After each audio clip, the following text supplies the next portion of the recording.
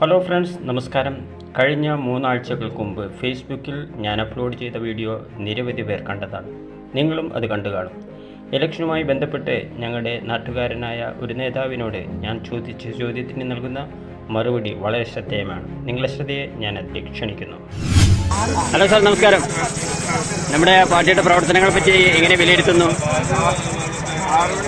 മണലൂരിലെ മൊത്തം നമുക്ക് UDFനും അനുകൂലമായൊരു സാഹചര്യം നിലനിൽക്കുക.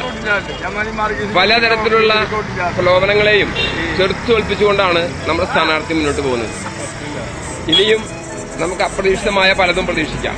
പക്ഷെ അതിലൊന്നും തളരാതെ UDF പ്രസ്ഥാനം ഐക്യജനാധിപത്യ മുന്നണി ഒറ്റക്കെട്ടായി സ്ഥാനാർത്ഥിക്കൊപ്പം അണിനിരക്കുക. അത് ഇന്നാട്ടിലെ ജനങ്ങളുടെ ആവശ്യമാണ്. ഒരു മാറ്റം അനിവാര്യമാണ്.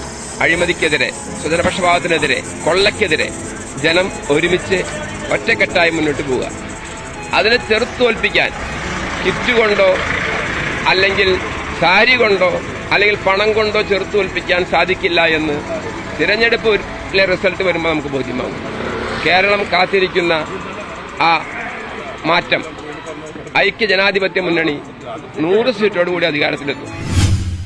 കേരളം കാത്തിരുന്ന ആ മാറ്റം ഐക്യജനാധിപത്യ മുന്നണി 100-ൽ പരം സീറ്റുകൾ നേടി അധികാരത്തിലെത്തിയിരിക്കുന്നു. ഫുൾ വീഡിയോ ലിങ്ക് ഫസ്റ്റ് കമാൻഡായി കൊടുത്തിട്ടുണ്ട്. കൂടുതൽ ഉപകാരപ്രദമായ മറ്റൊരു വീഡിയോ നമുക്ക് വീണ്ടും കാണാം. വീഡിയോ ലൈക്ക് ചെയ്യാനും ഷെയർ ചെയ്യാനും കമൻറ്റ് ചെയ്യാനും ഫോളോ ചെയ്യാനും സബ്സ്ക്രൈബ് ചെയ്യാനും മറക്കാതിരിക്കുക. Wish you all the best. Thank you very much.